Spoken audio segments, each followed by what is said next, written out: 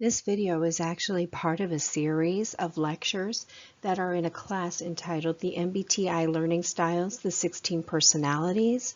You can access this course at udemy.com, teachable.com, or thinkific.com.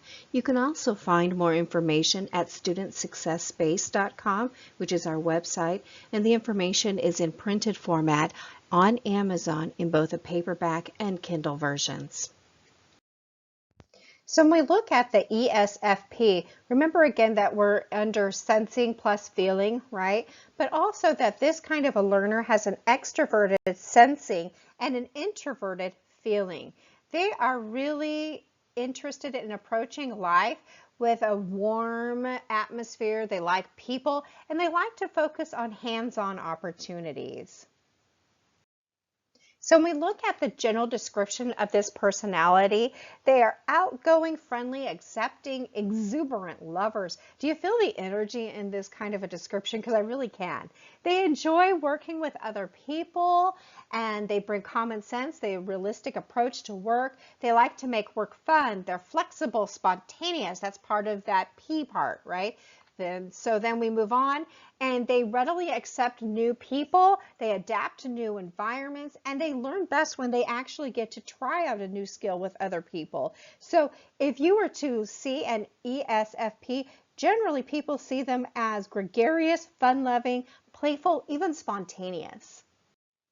This type of learner is 8.5% of our total population, and their key word is adaptive and responsive. I like the word adaptive. It means that they're very flexible wherever they are. And their question is, am I enjoying this? They want to have fun, right? Now, what happens if they're not having fun? They become distracted, overly impulsive. So we want to really be able to cater to them.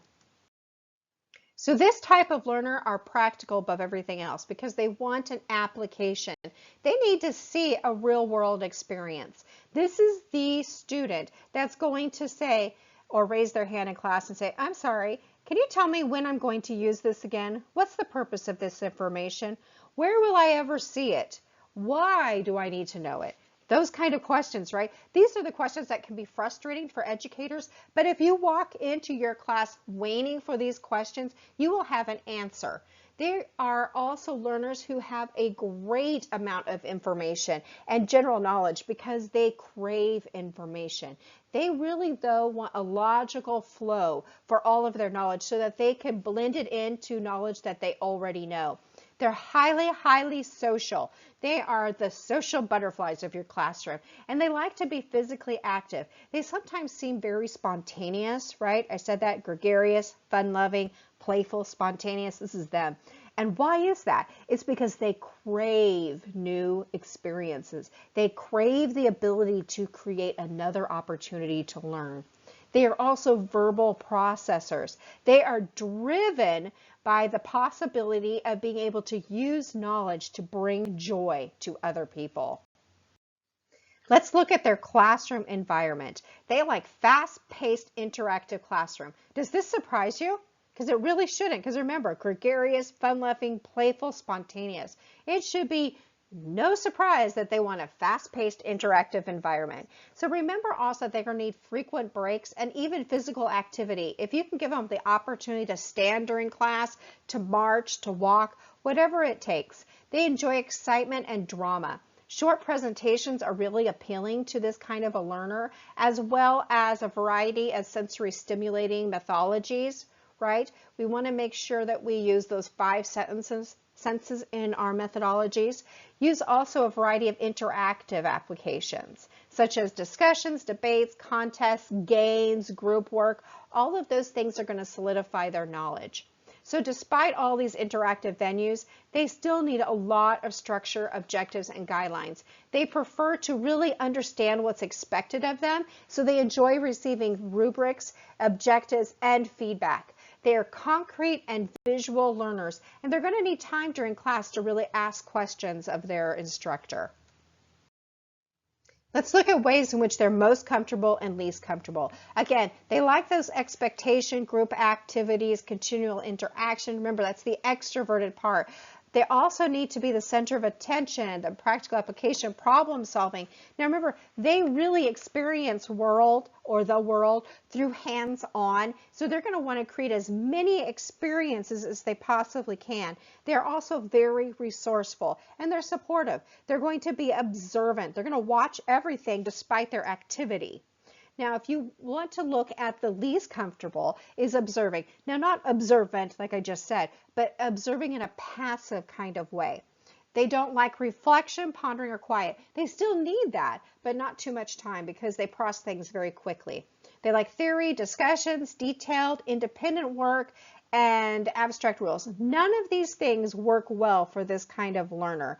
And when you do that, what happens? Again, they become distracted, impulsive, and you look at them and you think they may be acting out.